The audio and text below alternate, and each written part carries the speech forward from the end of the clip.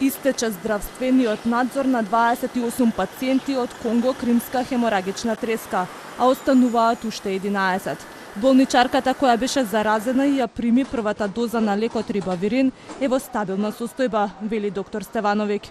Кај пациентката не се следи влошување на состојбата, тоа е она што сега треба да го очекуваме и да се радуваме.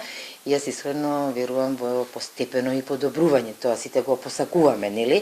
Но навистина не требаат наредните неколку дена според развојот на болеста и тајминзите што самата болест ни ги диктира, да почекаме и да го согледаме ефектот и од терапијата, меѓутоа и од развојот на самата болест.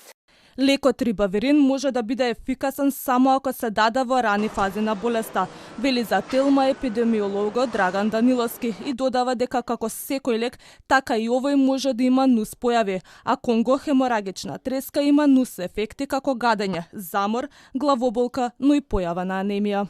Инаку се користи не само за конгокримската хеморагична треска, туку и за така наречената на РСВ инфекција, потоа за хепатитис С особено и вирусни хеморагични трески, меѓу кои што е ова нашава сега актуелна Конго-Кримската, ласа треска, венецуелска хеморагична треска, ханта вирусна инфекција, но не се препорачува за ебола и за марбушката хеморагична треска, зашто е покажано дека нема ефект.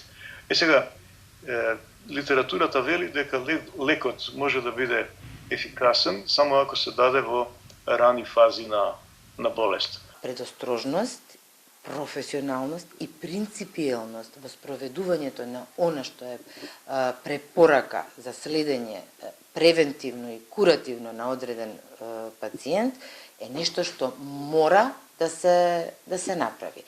Без разлика колку ние предпоставуваме дека е нешто беззначајно, може некојаш да искочи многу значајно. Токму поради тоа се овие препораки и ние мораме да ги следиме. Се додека работиме по книга, многу помалку проблеми ќе имаме, многу помалку компликации ќе имаме. Ризично население кое е подложно на конгохеморагична треска се сточари, ветеринари, граѓани што често престојуваат во природа и здравствени работници во инфектолошките оделенија, но не постои ризик од ширење на ова заболување, вели Даниловски. Ризиците за општата популација се теоретски или никакви. Единствено само треба да внимаваат оние што живеат во рурални предели, што си имаат домашни животни, што се во близок контакт со можност да имаат контакт со крлежи, значи кои што имаат дворови, со треви, сточари и така натаму. За луѓе урбани, за луѓе низ град, мислам дека апсолутно тука никакви ризици не постојат. Од Центарот за јавно здравје вела дека засега нема нови потврдени случаи и будно ја следат ситуацијата. Каже се.